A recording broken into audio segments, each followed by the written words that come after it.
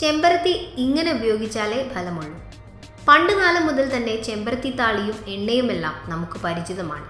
കേശ സംരക്ഷണത്തിൻ്റെ കാര്യം ആലോചിക്കുമ്പോൾ ആദ്യം മനസ്സിൽ വരുന്നത് ചെമ്പരത്തി എണ്ണയും താളി തേച്ചുള്ള കുളിയുമൊക്കെ ആയിരിക്കും. ചെമ്പരത്തി ഉപയോഗിക്കേണ്ട ശരിയായ രീതിയെക്കുറിച്ചാണ് ഈ വീഡിയോയിൽ പറയുന്നത്. ചെമ്പരത്തി എണ്ണ: 8 ചെമ്പരത്തി പൂവ്, 8 ചെമ്പരത്തി ഇലകൾ, 1 കപ്പ് വെളിച്ചെണ്ണ എന്നിവയാണ് ആവശ്യമായി വേണ്ട വസ്തുക്കൾ. ഇലയും പൂവും പേസ്റ്റ് രൂപത്തിലാക്കുക. ഒരു ചട്ടിയിൽ വെളിച്ചെണ്ണ ചൂടാക്കി അതിലേക്ക് ഈ പേസ്റ്റ് ചേർക്കാം. ചെറിയ തീയിൽ അല്പനേരം ചൂടാക്കിയതിനു ശേഷം തണുക്കാനായി മാറ്റിവെക്കാം.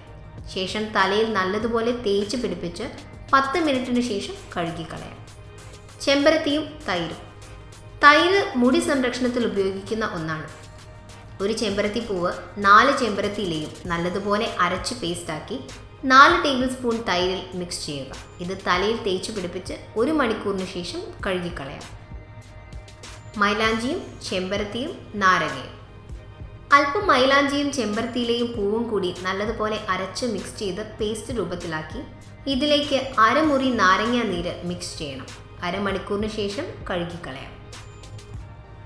ചെമ്പരത്തിയും നെല്ലിക്കയും: 3 ടേബിൾ സ്പൂൺ ചെമ്പരത്തിയില പൊടിച്ചത്, 3 ടേബിൾ സ്പൂൺ നെല്ലിക്ക പൊടിച്ചത് എന്നിവയാണ് ഈ കൂട്ടിന് ആവശ്യമുള്ളത്.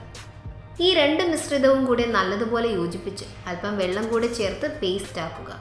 ഇത് തലയോട്ടിയിൽ നല്ലതുപോലെ കട്ടിയിൽ തേച്ച് പിടിപ്പിക്കണം. 40 മിനിറ്റിന് ശേഷം കഴുകിക്കളയാം. ഇത് മുടിക്ക് തിളക്കവും ആരോഗ്യവും നൽകുന്നു.